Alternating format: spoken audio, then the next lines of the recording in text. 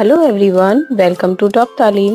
मेरे चैनल से जुड़े रहने के लिए और इसी तरह वीडियो पाने के लिए चैनल को लाइक करें, सब्सक्राइब करें और बेल आइकन प्रेस करना ना भूलें। तो शुरू करते हैं आज का वीडियो। प्रैक्टिस पेपर करेंगे और इससे आपको काफ़ी हेल्प मिल जाएगी, प्रैक्टिस आपकी हो जाएगी। और ये आपका डायरेक्टर ऑफ एजुकेशन की तरफ से आया गया प्रैक्टिस सेट है। और इससे पहले हम आपका सैम्पल पेपर जो सीबीएसई की तरफ से आया हुआ था वो हम सॉल्व कर चुके हैं। आप इसको डिस्क्रिप्शन बॉक्स में देख सकते हैं। तो चलिए शुरू करते हैं। हिस्सा अलिफ, ये आपका गैर दरसी इक्तिसाब है जो आपकी किताब से नहीं होता है। किताब इंसान की बेहतरीन दोस्त और रहनुमा है। ये ना सिर्फ हमें इल्म फराहम करती हैं बल्कि हमारे किरदार को भी संवारती हैं। अच्छी किताबें हमें सोचने, समझने और बेहतर ज़िंदगी गुजारने का सलीका सिखाती हैं। किताबें के मुताले से इंसान को मुख्तलिफ़ कौमों, तहज़ीबों और ज़मानों के हालात का इल्म होता है। वो अपनी माज़ी से सबक हासिल करता और हाल को बेहतर बनाने की कोशिश करता है। किताबें इंसान की तन्हाई को मिटा देती हैं और ज़हनी सुकून फराहम करती हैं। एक अच्छी किताब एक मुखलस उस्ताद की तरह इंसान की रहनुमाई करती हैं। अफसोस कि आज के दौर में नौजवान तबका किताबों से दूर होता जा रहा है और मोबाइल फ़ोन, इंटरनेट ने इनकी तवज्जो बाँट दी है। यानी कि किताब की अहमियत इसमें आपको इस इक़्तिसाब में बताई गई है। तो अब सवालात देखते हैं इसके क्या हैं। किताब इंसान की किस चीज़ को सँवारती है? ए लिबास, बी किरदार, सी घर, डी दौलत। तो वो इंसान के किसको सँवारती हैं? किरदार को सँवारती हैं, यानी कि ऑप्शन बी इसका सही जवाब है। किताबों के मुताले से इंसान को किस चीज़ का इल्म होता है? क्या चीज़ इंसान जानता है? मौसम, तहज़ीबों, खेलों और कहानियों खानों, यानी कि तहज़ीबों के बारे में वो इंसान जानता है। ऑप्शन बी इसका सही हो जाएगा। सवाल नंबर 3, किताबें इंसान की किस कैफ़ियत को मिटा देती हैं? खुशी, थकान, तन्हाई। तो ऑप्शन सी इसका सही होगा, तन्हाई को मिटाती हैं। सवाल नंबर 4, सवाल नंबर 4, मुताला इंसान को क्या फ़राहम करता है? दौलत, ज़हनी सुकून, शोहरत या ताकत। तो ऑप्शन बी इसका सही हो जाएगा, ज़हनी ताकत फ़राहम करता है। सवाल नंबर 4, आज के दौर में नौजवान किस चीज़ से दूर हो रहे हैं? तो ऑप्शन सी इसका सही होगा, किताबों से दूर हो रहे हैं। अब आते हैं यहाँ पर, अगला है आपको यहाँ पर ऑप्शन मिलता है या का। वक्त एक ऐसी दौलत है जो सबके पास बराबर मौजूद है, मगर इसका सही इस्तेमाल बहुत कम लोग करते हैं। जो लोग वक्त की कदर करते हैं वही कामयाबी की बुलंदी को छू लेते हैं। इंसान अगर अपने हर लम्हे को कीमती समझे तो ज़िंदगी की राहें खुद ब खुद आसान हो जाती हैं। वक्त कभी रेत नहीं है, ये रेत नहीं है, ये बहते दरिया की तरह गुजरता चलता है। अगर हम आज का काम कल पर छोड़ दें तो कल के कामों का बोझ बढ़ जाता है और इंसान पछतावे में मुब्तला हो जाता है। कामयाब इंसान वही है जो वक्त की रफ्तार के साथ चलता है और हर लम्हे को मुफीद बनाता है। हमें चाहिए कि हम वक्त की कदर करें, सुस्ती और काहली को से बचें और अपनी ज़िंदगी के हर दिन को का मकसद की तरह गुजारें। याद रखें, वक्त एक ऐसा खजाना है जो बा एक बार हाथ से निकल जाए तो कभी वापस नहीं आता। जो लोग वक्त को संभाल लेते हैं दरअसल वही अपनी तकदीर खुद संवार लेते हैं। तो ये वक्त के ऊपर है कि वक्त की अहमियत बहुत ज़्यादा होती है इंसान की ज़िंदगी में। वक्त एक बार गुजर जाता है तो वापस नहीं आता। तो अब इसके सवालात देखते हैं। वक्त को किस चीज़ से तशबीह दी गई है, यानी कि किसके बराबर बताया गया है वक्त को? बहते दरिया, चमकते सितारे, पहाड़, हवा। तो ऑप्शन ए बहता दरिया। कामयाब इंसान कौन है? जो आराम पसंद है, जो वक्त की कदर करे, जो दूसरों के भरोसा करे, जो किस्मत पर यकीन करे। तो जो वक्त की कदर करे। अगला सवाल है, वक्त को संभालने वाले दरअसल क्या करते हैं? अपनी किस्मत खुद बनाते हैं, दूसरों पर भरोसा करते हैं, खेल कूद में लग जाते हैं, वक्त ज़ाया करते हैं। तो ऑप्शन ए होगा, अपनी किस्मत खुद बनाते हैं। अगले सवाल की तरफ बढ़ते हैं। انسان کو کس چیز سے بچنا چاہیے؟ غرور تکبیر سے، عرضی نکساری سے، سستی اور کاہلی سے، وقت کے بربادی سے۔ تو آپشن سی ہو جائے گا، سستی اور کاہلی سے۔ اقتصاد میں وقت کو کیا کہا گیا ہے؟ دولت، عزت، زندگی اور خزانہ۔ تو وقت ایک دولت ہے، آپشن اے اس کا صحیح جواب ہو جائے گا۔ اگلا سوال ہے آپ کا یہ غیر درسی شعری اصناف ہے، یعنی کہ نظم ہے آپ کی، لیکن یہ آپ کی کتاب کی نہیں ہے۔ دیواریں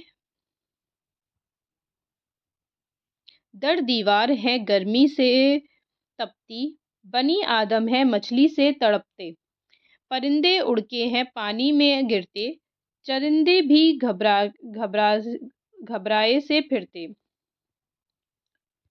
درندے چھپ گئے ہیں جھاڑیوں میں مگر ڈوبے پڑے ہیں کھاڑیوں میں، نہ پوچھو کچھ غریبوں کے مکان کی، زمیں کا فرش ہے چھت آسمان کی۔ تو یہ ایک نظم ہے، تو اب دیکھتے ہیں اس کے سوالات کیا ہیں۔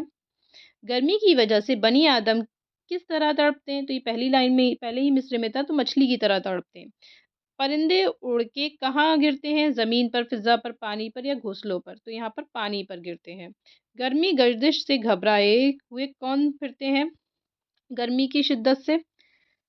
تو یہاں پر گھبرائے ہوئے چرندے پھرتے ہیں، جو چرتے ہیں، چار پہلوں والے ہوتے ہیں وہ۔ درندے کہاں پر چھپتے ہیں؟ جنگلوں پر، صحراؤں پر، دھرتیوں پر، جھاڑیوں پر؟ آپشن ڈی اس کا صحیح ہوگا، جھاڑیوں میں۔ در دیوار کس وجہ سے تپ رہے ہیں؟ تو آپشن بی اس کا صحیح ہوگا، گرمی کی وجہ سے۔ اب یہاں پر یا میں آپ کو دوسری نظم دی گئی ہے، دوسرا شعری اصناف ہے، تو دیکھیے اس کو کیا ہے۔ یا آیا ہے آسمان سے اڑ کر کوئی ستارہ، یا جان پڑ گئی ہے مہتاب کی کرن میں، یا شب کی سلطنت میں دن کا سفیر آیا، غربت میں آ کے چمکا گمنام تھا وطن میں،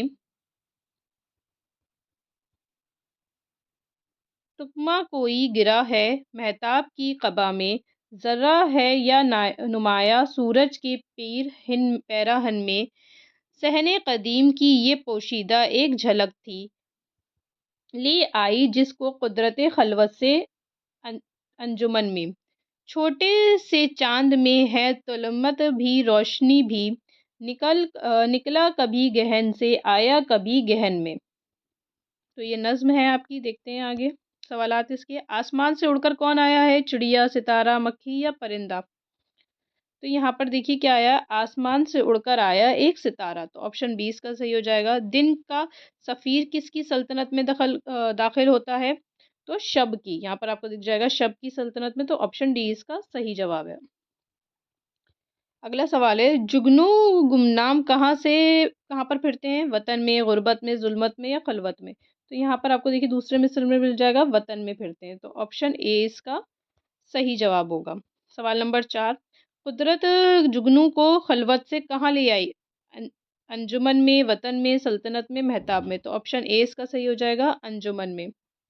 سوال نمبر 5، ظلمت کا متضاد، ظلمت کہتے ہیں اندھیرے کو، تو یہاں پر اس کا جو صحیح جواب ہو جائے گا اس کا متضاد اپوزٹ کون سا ہوگا؟ روشنی، آپشن بی اس کا صحیح ہوگا۔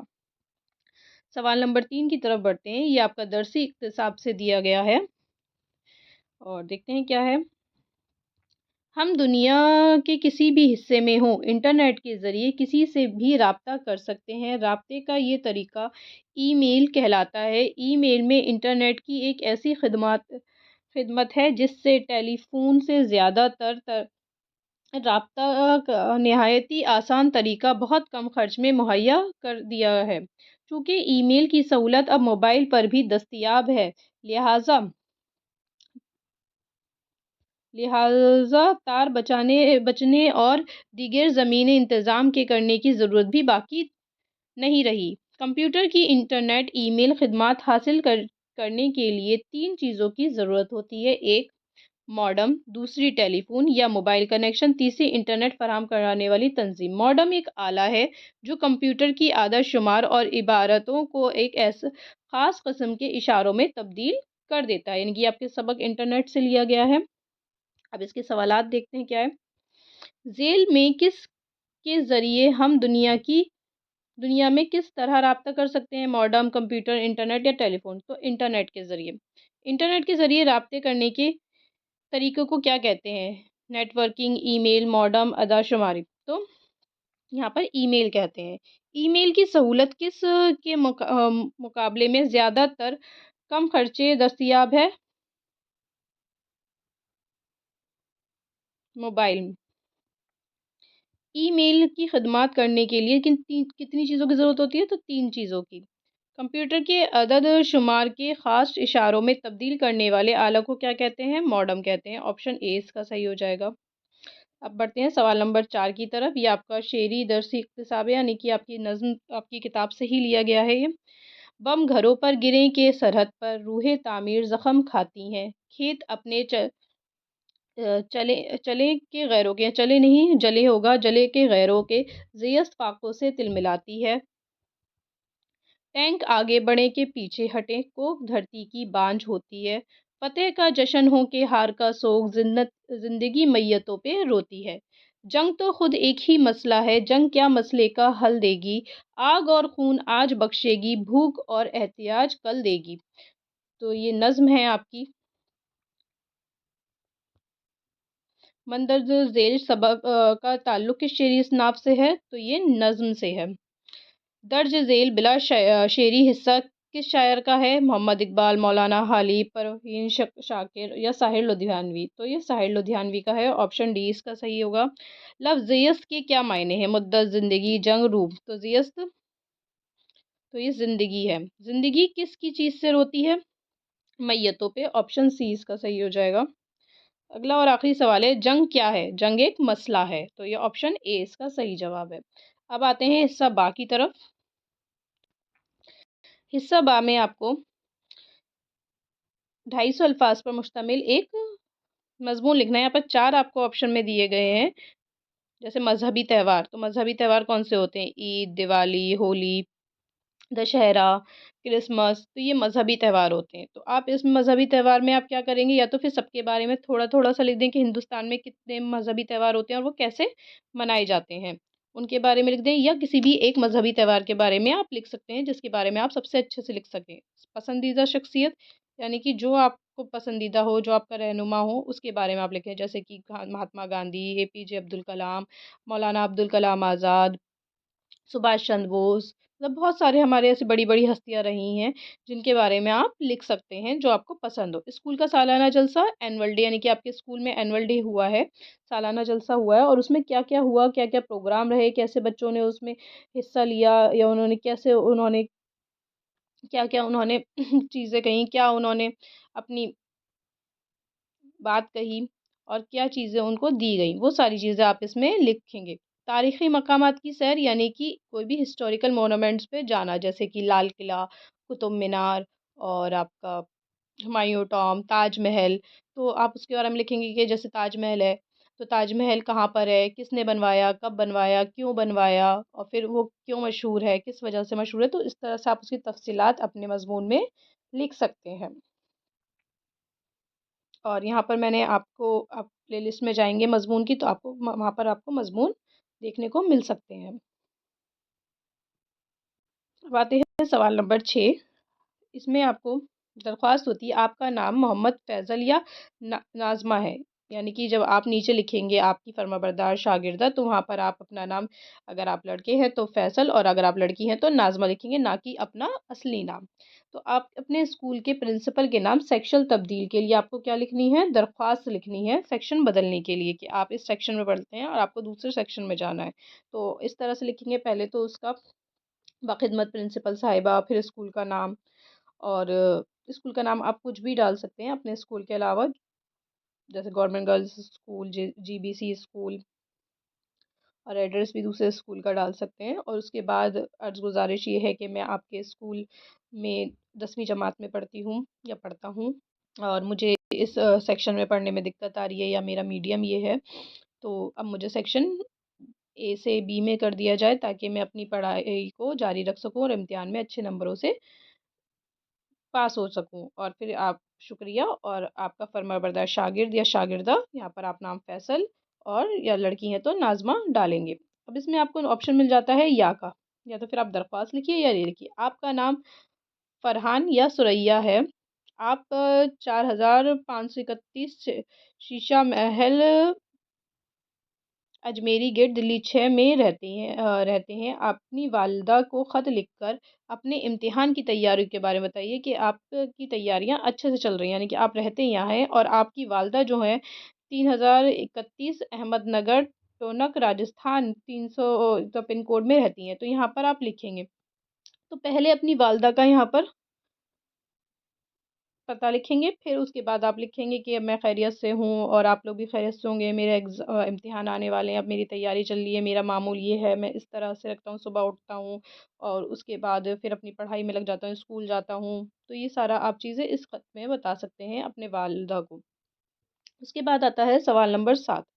سوال نمبر 7 میں کیا ہے؟ پروفیسر محمد مجیب کی حالت زندگی کے بارے میں لکھنا ہے کہ پروفیسر محمد مجیب کہاں پیدا ہوئے تھے، کب پیدا ہوئے، کون سی تعلیمات انہوں نے حاصل کری اور انہوں نے کیا کیا کیا اپنی زندگی میں۔ پھر اس کے بعد درسی کتاب میں دیے گئے قول کا پس یا رضیہ سلطان کا سبق کا خلاصہ لکھنا ہے۔ تو ایک ہی سوال میں آپ کو 3 آپشن دیکھنے کو ملتے ہیں بیٹا، جیسے یہاں پر پروفیسر محمد مجیب کے بارے میں لکھنا ہے اور یہاں پر قول کا پس یا رضیہ سلطان، ان دونوں سبق کا آپ خلاصہ کریں گے، جو آپ سب سے بہتر کر سکیں وہ کیجیے۔ پھر آتا ہے سوال نمبر 8، علامہ اقبال یا شیخ ابراہیم ذوق کے بارے میں لکھنا ہے، یہاں پر دونوں میں سے کوئی ایک، یا نظم حمد یا قدم بڑھاؤ دوستوں میں شاعر نے کیا پیغام دیا، یعنی کہ آپ کو اس کوشچن میں آپ کو 4 آپشن مل جاتے ہیں۔ اب آتے ہیں حصہ جیم قواعد، یعنی کہ جو آپ کا گرامر پہ مشتمل سوالات ہیں وہ۔ تو یہاں پر 8 کرنے ہیں کوئی آپ کو 10 میں سے۔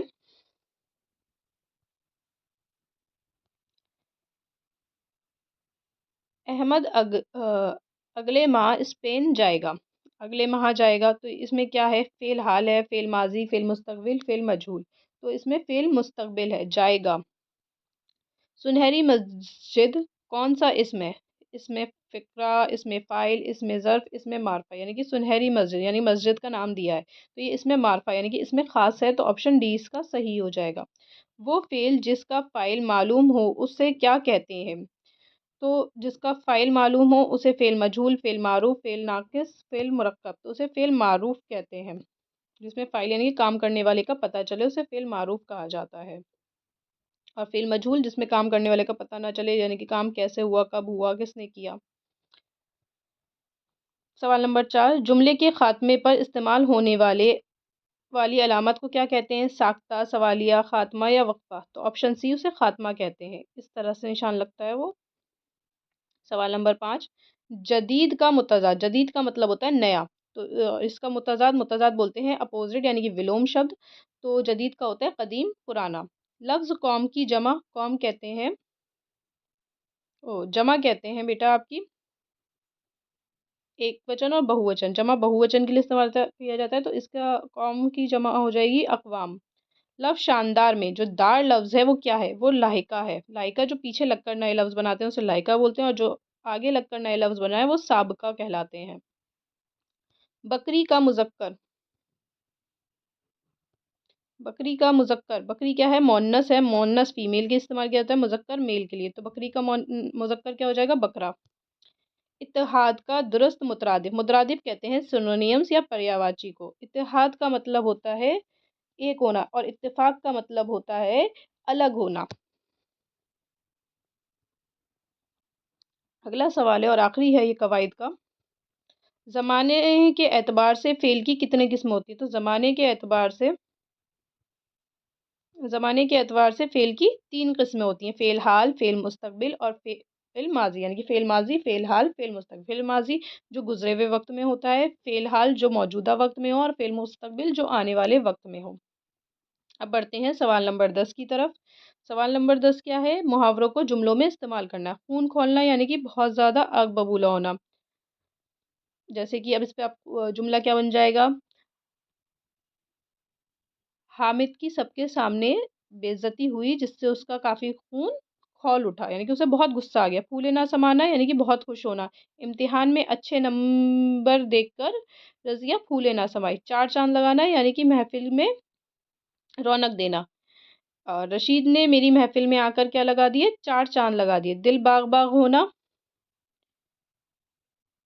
وہ کھیلوں میں اول آئی جس کی وجہ سے اس کی امی کا دل باغ باغ سے یہ پریشانی ہوتی ہے کہ آپ سامنے والا جو آپ کا دوست ہے وہ آپ کو اتنا پریشان کر دے گا، آپ کے گھر میں آپ سے بنا پوچھے آ جائے گا، آپ کا سامان لے جائے گا، آپ کے گھر آئے گا اور آپ سے ہی بولے گا ناشتہ منگاؤ، یہ منگاؤ، وہ منگاؤ، میں یہ کھاؤں گا، اور جب گھر آئے گا تو کرایہ بھی آپ سے ہی دلوائے گا اور زور زور سے دروازہ کھٹکھٹائے گا.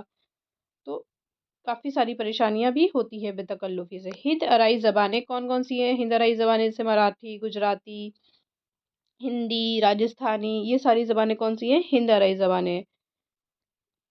اس کے بعد ہے لین شو نے خدا کے نام خط میں کیا لکھا؟ لین شو نے خدا کے نام خط میں لکھا کہ زالہ بالی سے کیا ہو گئی ہے؟ ساری میری فصل خراب ہو گئی ہے، جس کی وجہ سے میرے پورے کنبے کو کیا کرنے پڑ سکتے ہیں؟ فاقے کرنے پڑ سکتے ہیں، فاقوں کا سامنا کرنا پڑے گا. اور اب اس کو کس کی ضرورت ہے؟ 100 روپیوں کی ضرورت ہے، جس سے اس کو پورے سال بھر میں گزارا ہو سکے اور اس کا خاندان فاقوں سے نہ مرے. اگلے سوال کی طرف بڑھتے ہیں. آلودگی کی کیا مراد ہے؟ یعنی کہ آلودگی کسے کہتے ہیں؟ آلودگی بولتے ہیں پالوشن کو. آلودگی سے مراد ہے کہ آپ کا جو ماحول ہے، آپ کی جو فضا ہے وہ گندی نہ ہو، یعنی کہ آپ کا جو پانی ہے، پانی آلودہ نہ ہو، اس میں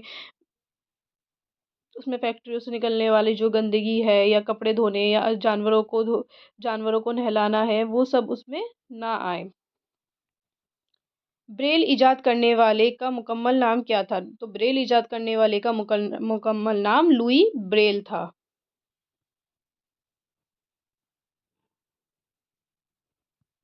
لوئی بریل نام تھا ان کا. کوئی صورت نظر نہیں آتی، اس مصرے کا کیا مطلب ہے؟ تو اس مصرے کا یہ مطلب ہے کہ اس کو کوئی بھی راستہ نظر نہیں آ رہا کہ کس طرح سے اس کی پریشانی حل ہوگی، کیسے اس کا نتیجہ نکلے. شاعر نے دنیا کو سرائے فانی کیوں کہا ہے؟ سرائے فانی، فانی کا مطلب ہوتا ہے ختم ہونے والی، سرائے کہتے ہیں رہنے کی جگہ یا رکنے کی جگہ. تو دنیا کیا ہے؟ ایک نہ ایک دن ختم ہونی ہے. تو یہ جو ہماری جگہ ہے ایک نہ ایک دن کیا ہو جائے گی؟ ختم ہو جائے گی. تو دنیا کیا ہے؟ سرائے فانی ہے، ایک نہ ایک دن اس دنیا کو ختم ہونا ہے. نذیر اکبر آبادی کی کون سی نظم آپ کے نصاب میں شامل ہے؟ تو نذیر اکبر آبادی کی کون سی نظم ہے؟ آپ لوگ کمنٹ باکس میں بتائیے. نیکی اور بدی اس آپ کی کتاب میں شامل ہے. نظم پہاڑ اور گلہری کے شاعر کون ہیں؟ علامہ اقبال اس کے شاعر ہیں. آپ کے نصاب میں شامل نظم حمد کے شاعر کون ہیں؟ اسماعیل میرٹھی ہیں. اسماعیل میرٹھی اس نظم کے شاعر ہیں حمد، اور حمد کے معنی ہوتے ہیں خدا کی تعریف بیان کرنا.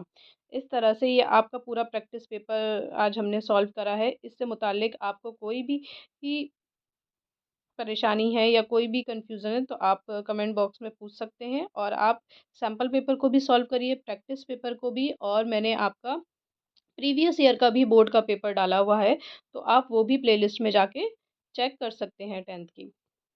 اور کوئی بھی آپ کو 10th کے ریگارڈنگ کچھ بھی سوالات ہیں تو آپ مجھ سے کمنٹ باکس میں پوچھ سکتے ہیں. آپ کو میری ویڈیو پسند آئی ہو تو ویڈیو کو لائک کریں، چینل کو سبسکرائب کریں. Thank you.